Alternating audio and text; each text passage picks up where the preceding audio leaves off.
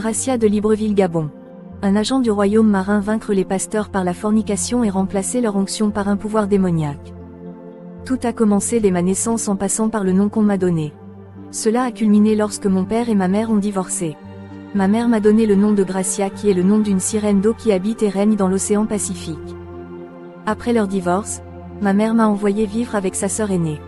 Quand je vivais là-bas, les choses n'allaient vraiment pas bien pour moi et pour mon éducation.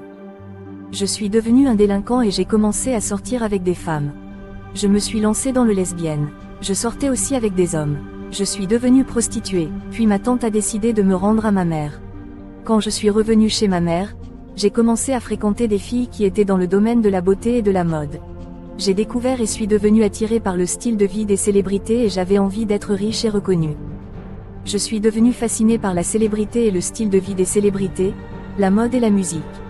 J'ai commencé à rêver de devenir comme eux. J'ai été particulièrement frappée par la famille Kardashian. Je voulais être comme eux. Puis un de mes amis m'a dit, il est possible d'obtenir toute cette richesse et d'être belle. Je peux vous montrer quelqu'un qui peut vous aider à arriver là où vous voulez aller.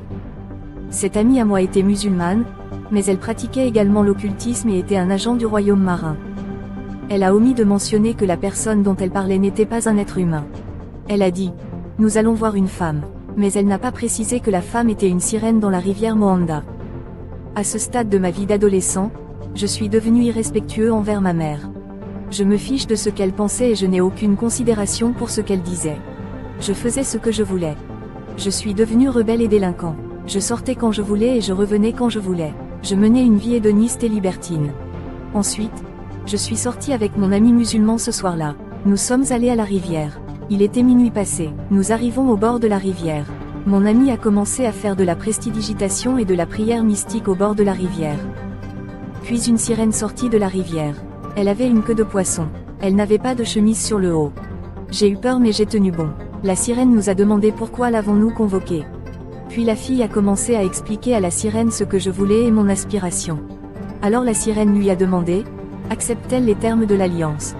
Elle a dit oui et la sirène m'a demandé, tu es d'accord? J'ai dit oui. Puis la sirène a dit, tout ira bien. Puis elle nous a demandé d'apporter 2 bougies blanches, 2 bougies rouges. Elle a également demandé du sang menstruel et 3 ovules. Mon ami musulman m'a assuré qu'il n'y avait pas de problème. Elle rassemblera toutes les choses demandées par la sirène. Plus tard, elle rassembla les œufs, les bougies et le sang menstruel. Puis 2 jours plus tard, nous sommes retournés à la rivière à minuit. Mon ami a recommencé à faire de la conjuration et des invocations. Puis la sirène réapparut. Elle est venue avec un parchemin. Les termes et conditions de l'alliance étaient déjà écrits dans ce parchemin. Elle m'a demandé de me connecter. Je lui ai dit que je n'avais pas de stylo pour signer.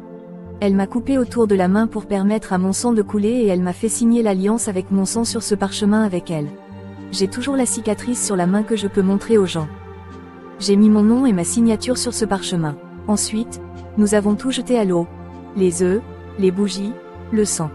Puis la sirène a dit, c'est fait. L'alliance est scellée maintenant. Tout ce que vous voulez, nous vous le donnerons. 2 semaines après la signature de l'alliance, la sirène a commencé à venir me rendre visite à la maison et nous sortions ensemble en ville. Elle a pris la forme d'un être humain ordinaire. Elle était comme une femme ordinaire mais avec beaucoup de cheveux.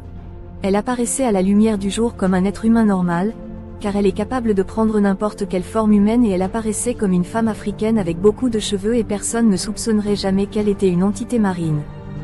Ma mère pensait qu'elle n'était qu'une de mes nombreuses amies. Je n'étais plus proche de mon amie musulmane qui m'avait amené vers elle. La sirène est devenue mon amie la plus proche. Elle m'a chargé de coucher avec des hommes mariés afin de détruire leur famille. Chaque mois, on me donnait un nombre précis d'hommes avec qui coucher. Mes parents ont divorcé quand j'étais jeune. Je n'aimais pas les hommes mariés ayant une famille ou les couples qui étaient ensemble. Je pensais qu'ils ne méritaient pas d'être ensemble. Je n'ai pas connu de vraie vie de famille.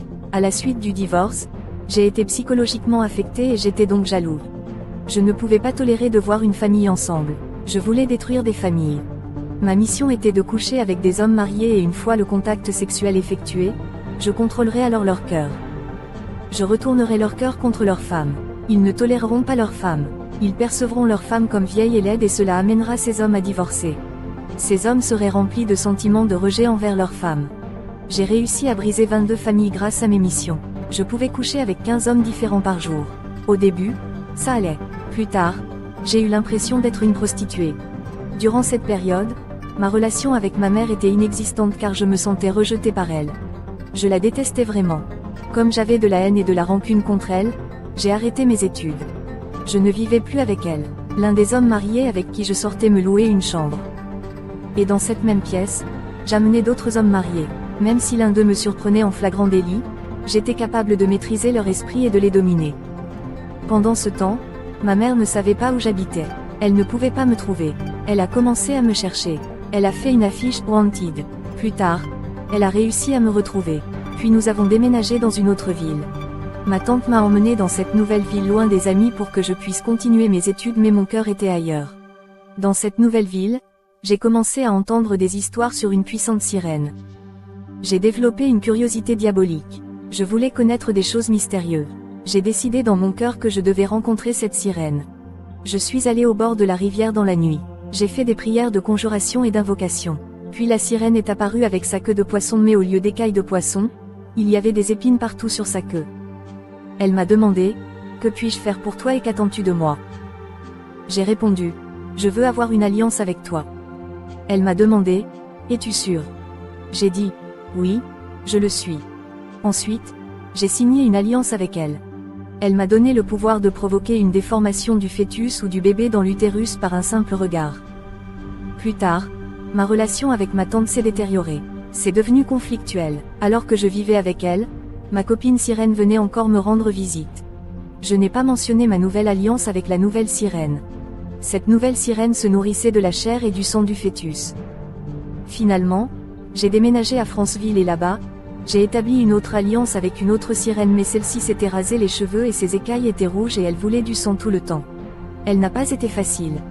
En travaillant pour cette sirène, j'ai séduit 5 pasteurs. Les pasteurs ont différents degrés de pouvoir ou d'onction. Parfois, j'allais dans les églises pour vérifier les niveaux des pasteurs.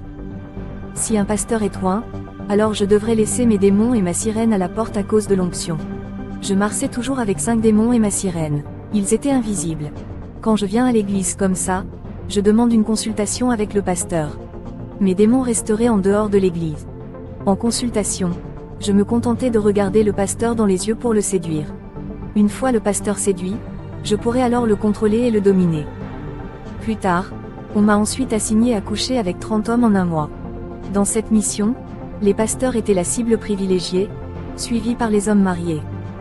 C'était difficile parce que d'autres hommes refusaient et les pasteurs étaient difficiles. Dans ce cas, j'écrirais leur nom sur une feuille de papier vierge et j'irais à la rivière. Je cassais des œufs sur leur nom en citant leur nom et en faisant des incantations pour qu'ils puissent être dominés et forcés de changer d'avis. J'ai ciblé des pasteurs et j'ai réussi à en séduire 5. Je fréquentais et rejoignais des églises dans ce but. Les chrétiens et les pasteurs sont toujours protégés et barricadés dans des flammes de feu. C'est pourquoi ma sirène et mes démons devaient rester dehors lorsque je vais à l'église. Il est facile de savoir si un pasteur est dans la vérité, dans le péché ou dans la sainteté, car l'aura et les flammes de feu des chrétiens sont toujours très visibles.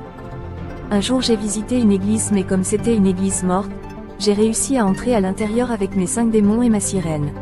J'ai demandé à parler avec le pasteur. Tout en parlant, j'ai réussi à l'envoûter à travers mes yeux et je l'ai séduit. Dès l'instant où j'ai un contact sexuel avec un pasteur, ce qui se passe, c'est que l'onction du pasteur le quitte et que ses flammes s'éteignent. En conséquence, il sera soumis à ma manipulation. Je remplacerai son onction par un pouvoir démoniaque. Le pasteur ne s'en rendra pas compte. Il continuera à prier pour les gens. Ils seront guéris, mais cette guérison en elle-même est le transfert du pouvoir démoniaque que je lui ai conféré. En couchant avec des pasteurs ou des hommes mariés, il y avait aussi un transfert de démons. En conséquence, les personnes pour lesquelles les pasteurs prient auront des problèmes parce que la puissance qu'ils libèrent ne vient plus de Dieu. Or, dans cette liste de 30 personnes que cette sirène m'a donnée pour coucher avec moi, les pasteurs ou les hommes de Dieu étaient la priorité. J'ai donc dû coucher avec 15 pasteurs et les 15 autres étaient des hommes mariés. Arrivé à la fin du mois, je ne pouvais pas remplir mon obligation. Alors la sirène de Munda dit, « Parce que vous n'êtes pas en mesure de remplir votre obligation, alors vous devez au minimum coucher avec un pasteur. » J'ai dû voyager d'église en église pour tenter de séduire un pasteur faible, ce qui n'a pas été facile.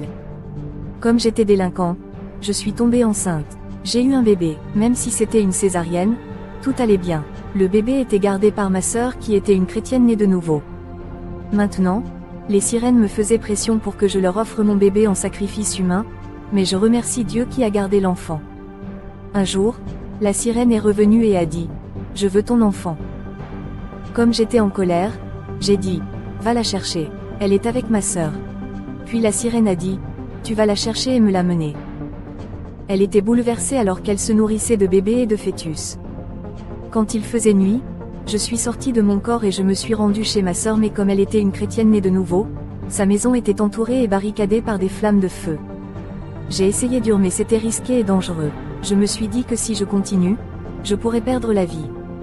Je suis rentrée chez moi. La sirène a demandé, « Où est le bébé ?» J'ai répondu, « J'ai essayé mais je n'ai pas pu. Peut-être que tu devrais, mais je ne sais pas si elle y est allée ou pas. » Après un certain temps, je suis de nouveau tombée enceinte. J'ai été obligée d'avorter pour permettre à la sirène de se nourrir avec le bébé. Après avoir avorté mon bébé, elle a mangé le bébé et bu son sang. Plus tard, elle a demandé un autre bébé en sacrifice. Comme je refusais de lui donner mon bébé, elle m'a demandé de lui donner ma sonde. Je le lui ai donné. Je n'avais plus de sonde pour donner naissance à un enfant. Je n'avais plus de sang menstruel. Comme j'étais en alliance avec 3 sirènes, dont une notamment celle de Moanda, je ne pouvais la rencontrer que par le biais de voyages hors du corps ou de voyages astraux. Depuis ma chambre, je fermerai la porte pour éviter les soupçons, ou j'irai en brousse et je m'allongerai et ferai des déplacements hors du corps. Hors du corps, je peux facilement faire la différence entre un chrétien et un incroyant. Je peux aussi voir la différence entre les chrétiens. Il y a des chrétiens nouvellement convertis qui ont peu de feu. Il y a des chrétiens rétrogrades avec le feu éteint et il y a des saints chrétiens remplis de flammes de feu. Quand je fais des voyages hors du corps, je vois beaucoup de choses surtout sur les chrétiens. Lorsqu'un chrétien dort la nuit, beaucoup de choses se produisent. Quand je vole de nuit, il n'y a que 2 catégories d'humains. Il y a des maisons de chrétiens entourées de flammes, ce qui est très dangereux, et il y a des maisons de non-chrétiens sans toit. Nous pouvions entrer dans ce genre de maison et semer du mal. Matthieu 13h25. Mais pendant que tout le monde dormait, son ennemi arriva, sema de la mauvaise herbe parmi le blé, puis s'en alla. Nous étions également capables de voir à travers les toits des bébés chrétiens nouvellement convertis. Nous semons alors des choses qui les feront pécher et dès qu'ils pécheront, leurs petites flammes s'éteindront. Le péché rend le chrétien sans protection. Leurs flammes de feu s'éteindront et leur protection sera supprimée. Si un chrétien est entouré de flammes, nous vérifierons s'il a des amis non convertis. Une fois que nous en aurons identifié un, nous sèmerons des choses en lui afin qu'il devienne une pierre d'achoppement pour ce chrétien. Il nous servira de pont. En conséquence, la flamme protectrice qui recouvre la maison sera supprimée à cause du péché. Il y avait un chrétien qui était tellement détesté par ces sirènes. Elle a insisté sur le fait que je devais à tout prix coucher avec ce chrétien. Il est allé à Libreville. Je l'ai suivi là-bas et là-bas, j'étais avec ma famille. J'ai pris la décision que ce mardi je devais coucher avec lui sinon je le ferais mourir dans un accident ici à Libreville. J'avais un oncle et un ami. Ils m'ont invité à une croisade chrétienne. À cette étape de ma vie, j'en avais marre de l'occulte et de ses restrictions mais j'avais peur. Je savais que ma vie était en jeu si j'enfreignais la loi. J'ai décidé d'assister à la croisade chrétienne. Je me suis dit que c'était une opportunité pour séduire les chrétiens. Je suis venu et je suis entré dans le bâtiment de l'église avec mes démons au lieu de les laisser dehors car je pensais qu'il n'y avait ni pouvoir ni onction. Or, pendant que le pasteur prêchait, j'ai remarqué que les démons qui marchaient avec moi s'en allaient un à un. Et plus le pasteur prêchait, plus je sentais quelque chose qui me libérait. Il y avait une onction qui me couvrait. Je me suis retrouvé devant l'autel de l'église. Puis Dieu montra au pasteur qu'il y avait une sirène d'eau dans l'église. Ce fut le début du processus de conversion. Le lendemain, j'ai été baptisé d'eau. Ce fut un processus très long et dur car ces sirènes continuaient à m'apparaître.